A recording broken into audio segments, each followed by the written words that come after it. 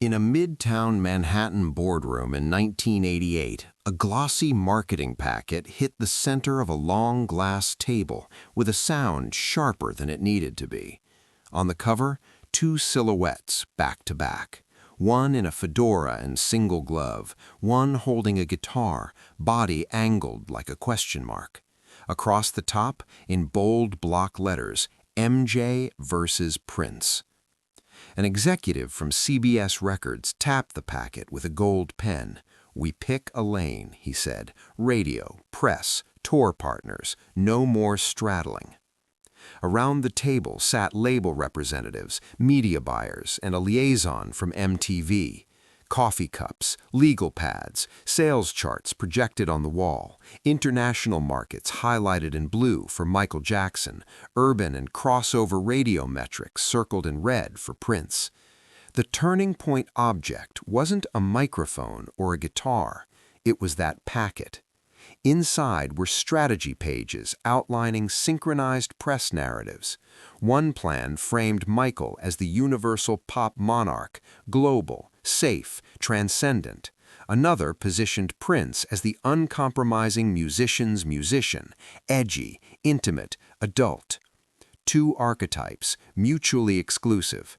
"Conflict sells," a marketing director said, flipping to a mock magazine cover with the headline, "The Crown is Heavy." The room hummed with approval. Freeze it there. Because what was at stake in that Manhattan boardroom wasn't just bragging rights, it was brand architecture, sponsorship alignment, tour routing priority, whose album got the holiday marketing push. In an industry that rarely allowed two black megastars to occupy equal altitude, someone wanted a hierarchy. Weeks earlier, the groundwork had already been laid. Radio programmers in Los Angeles were encouraged to schedule versus hours, alternating Billie Jean with When Doves Cry. Call-in lines would light up. "Who's the real king?" DJs would ask, half joking, fully strategic. At MTV offices in New York, producers debated special programming blocks. One concept board reportedly split the screen. Michael's Bad Era choreography on the left, Prince's Sign All the Times tour footage on the right, viewer polls planned beneath. The binary was being engineered. In Encino, inside a rehearsal studio with mirrored walls, Michael was refining a spin for the Bad tour. A choreographer called out counts, 5, 6, 7, 8. Sweat beaded under the brim of a fedora resting on a chair nearby. A manager stepped in quietly, holding a faxed clipping from a trade paper featuring the words, "MJ versus Prince." Michael glanced at it, folded it once, placed it face down on a piano. "Again," he said to the band. In Minneapolis, at Paisley Park, Prince stood over a mixing console, adjusting levels on a track reportedly intended for his next release. A band member mentioned a radio segment pitting his latest single against Michael's. Prince didn't respond immediately. He slid a fader upward instead, letting a guitar line cut sharper through the speakers. Different reactions, same pressure. Back in Manhattan, the executive with the gold pen flipped to the final page of the packet, a rollout calendar, press leaks scheduled, award show seating charts subtly manipulated, even wardrobe guidance for televised appearances, contrasting aesthetics encouraged to emphasize difference. We don't attack, we contrast. Contrast was safer language, cleaner. But contrast becomes competition when amplified across enough channels. A sponsorship director raised a practical concern. What if they refuse to play along? The executive smiled thinly. "They won't have to. We'll let the press do it." That was the darker layer. The artists themselves didn't need to declare war. The ecosystem would build it around them. Headlines, comparisons, subtle framing in interviews, questions that began with, "People say." Days later, both camps received calls. Michael's management was invited to consider an exclusive partnership tied to a global broadcast, contingent, quietly, on positioning him as the definitive face of pop. Prince's team was approached with an alternative package centered on artistic credibility and selective media appearances framed against mainstream gloss. Pick a side. At a small conference room inside CBS's Los Angeles office, a similar packet landed in front of Michael's representatives. Same silhouettes, same binary language. It's just marketing, an executive insisted. Across the country, a courier delivered a comparable deck to Paisley Park. "We're amplifying what's already there," a label rep reportedly told Prince's camp. But amplification shapes reality. By the end of that week, magazine editors in Chicago and London had received anonymous tips suggesting an escalating rivalry. Award show producers discussed camera angles to capture reaction shots if one mentioned the other. The machine was in motion, and neither artist had signed anything. In Encino, Michael's manager placed the Manhattan packet on a glass coffee table. "They're forcing a narrative," he said quietly. Michael stared at the cover, the back-to-back silhouettes. "What happens if we don't choose?" he asked. Across the country, in Studio A at Paisley Park, Prince reportedly tossed the packet aside after a brief glance. "They want to fight. Give them music."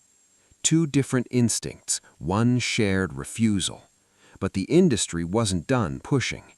A summit call was scheduled. Both camps, one line, one ultimatum: pick a side. The conference call began at 10 a.m. Pacific, 1 p.m. Eastern, one line patched between a CBS office in Los Angeles, a Midtown Manhattan boardroom, and Paisley Park in Minneapolis. On the Manhattan table sat the same glossy packet labeled MJ versus Prince. In Los Angeles, a copy rested beside a speakerphone in Michael's management office. In Minneapolis, the courier deck lay unopened on a studio couch. An executive from CBS Records cleared his throat. "We need alignment," he said. "Radio's running with it. MTV is building a programming block. Sponsors are asking who we're backing." In Los Angeles, Michael Jackson sat quietly, fedora on the piano behind him, fingers resting on the edge of the speakerphone. In Minneapolis, Prince stood near a mixing console, arms folded, the unopened packet within arm's reach. "We're not declaring sides," Michael's manager said evenly into the phone. A Manhattan marketing director interjected. "It's not a declaration, it's positioning." The word hung there, positioning, because positioning meant budget priority, holiday marketing windows, which single got the heavier push at Top 40, which tour received premium venue holds. The stakes weren't theoretical, they were calendar blocks and column inches. "The public's already choosing," another executive added. "We're just shaping the narrative." In Minneapolis, Prince stepped closer to the phone.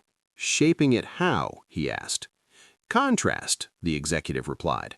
"Michael as global pop, Prince as the artist's artist." In Los Angeles, Michael's fingers tapped once against the speakerphone base.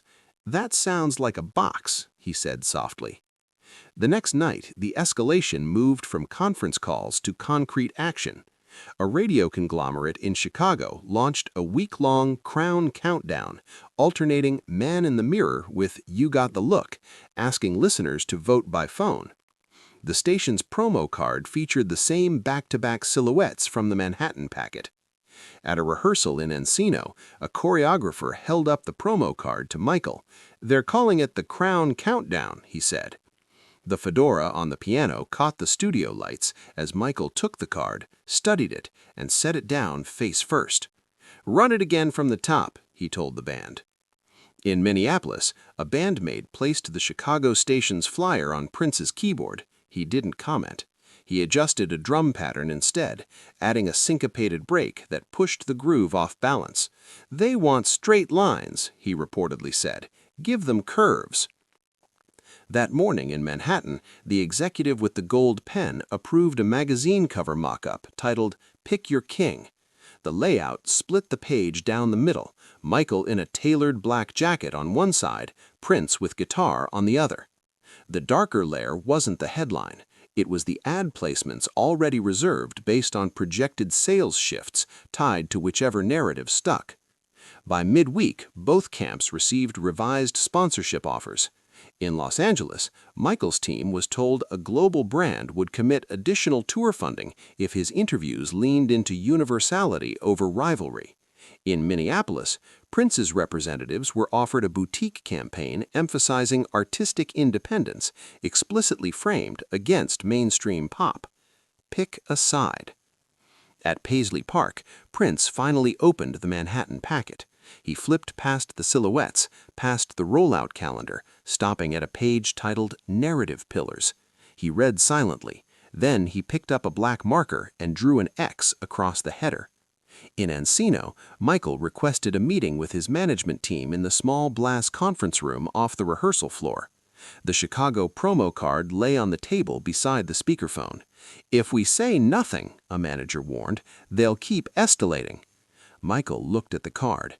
What if we say something else? The escalation reached its sharpest point on a Friday afternoon when a joint interview was proposed by a major network, a moderated, friendly debate framed as unity but structured around pointed comparison questions. The network's outline included segments labeled "Who Innovated More" and "Who Owns the Stage?" In Manhattan, the executive emailed both camps the outline with a simple note, "This resolves it." In Los Angeles, Michael read the segment titles, then closed the folder. In Minneapolis, Prince reportedly laughed once, short and dry, at the phrase, "owns the stage." That evening, the summit call reconvened. Same 3 cities, same speakerphone. The Manhattan packet remained open to the rollout calendar. "We need an answer," the executive said. "Are you in?" There it was, the title moment hovering. Pick a side. Play the debate. Feed the machine. In Los Angeles, Michael leaned toward the speakerphone. In Minneapolis, Prince stepped close to the mic. Neither had spoken yet. The silence on the conference line stretched 3 cities wide. In Los Angeles, inside the small glass conference room off the Encino rehearsal floor, Michael Jackson leaned toward the speakerphone, the Chicago Crown Countdown promo card still face down on the table. In Minneapolis, at Paisley Park's Studio A, Prince stood inches from a mounted phone near the mixing console, the Manhattan marketing packet marked with a black X across narrative pillars. In Midtown, the executive with the gold pen waited, the glossy MJ vs. Prince cover visible under his hand. "We need an answer," he repeated. "Are you in?" Exact action came first from Minneapolis. "No debate," Prince said flatly into the phone. The Manhattan executive blinked. "It's not a debate, it's a conversation." "It's a cage," Prince replied, and stepped back from the receiver. In Encino, Michael's voice followed, softer but no less precise. "I won't compare art," he said. "If you want an interview, we can talk about music." Exact reaction in Manhattan, a chair scraped against the floor, papers shuffled. "You're both missing the opportunity," the executive insisted. "This settles it." Exact consequence, 2 refusals, spoken minutes apart, recorded by a network producer who had been quietly patched into the line for logistics. Within an hour, the proposed friendly debate was shelved. The network outline titled "Who Owns the Stage" was archived. The Manhattan packet remained on the glass table, unsigned, unendorsed. The next morning, trade papers ran cautious phrasing.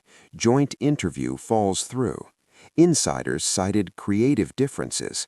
The darker layer, the engineered split, the sponsorship conditions, the narrative pillars, never made print. But the machine did not stop. It recalibrated. At MTV headquarters, programmers pivoted from a head-to-head special to 2 separate primetime features, one centered on Michael's tour rehearsals in Encino, another highlighting Prince's studio process at Paisley. Same week, different nights. Contrast without collision. In Encino, Michael returned to the rehearsal floor that afternoon. The tape marks for camera blocking remained, but the debate outline was gone. "From the bridge," he told the band, adjusting his in-ear monitor. He ran the sequence twice, then a third time, not to outdo anyone, but to refine timing on a single spin. The fedora on the piano caught the light as if it had always belonged there. In Minneapolis, Prince gathered his band around the mixing console. He replayed the syncopated break he had added days earlier and extended it again, 16 bars longer than planned. "They want straight lines," he said, echoing his earlier comment. "Give them curves." The black X on the marketing packet bled slightly, where the marker had soaked through. The industry's attempt to pick sides had revealed something darker than rivalry. It had exposed how easily narratives are manufactured, how budgets and ad placements and seating charts can sculpt a war that never formally existed. In that Manhattan boardroom, the silhouettes were tools. In Chicago, the Crown countdown was leverage. In the proposed debate outline, who innovated more was bait. But in Los Angeles and Minneapolis, the response had been the same in essence: refusal to be measured by a frame designed elsewhere. The following week, radio stations noticed something subtle. Without the joint interview to fuel it, the versus language cooled. DJs returned to introducing songs by title instead of by opponent. The Chicago station retired the Crown Countdown banner and replaced it with a summer concert giveaway. Sponsors adjusted too. The global brand that had floated conditional tour funding to Michael proceeded without rivalry language. The boutique campaign pitched to Prince's team refocused on artistry without contrast headlines. No public truce was announced, no press release declared unity, just absence. Absence of the cage. In the months that followed, fans continued to debate in barbershops and on call-in shows. That energy was organic, but the orchestrated push, the Manhattan packet, the split-screen mock-up, the debate outline had failed to harden into official history. Because both artists had recognized the trap embedded in the turning point object. Once you accept the frame, you validate the scoreboard. By declining the friendly debate, by refusing to sign off on narrative pillars, they didn't end comparison, they stripped it of institutional endorsement. The real story was darker than rivalry. It was about how power structures tried to compress complexity into conflict, how two black artists at the peak of global influence were nearly forced into opposing brands for the comfort of marketing clarity. Same battlefield, different silence. In Manhattan, the glossy packet eventually found its way into a filing cabinet, then into a storage box, then into obscurity. In Encino and Minneapolis, the music kept evolving, separate and uncontained. The industry tried to pick sides. They chose themselves instead.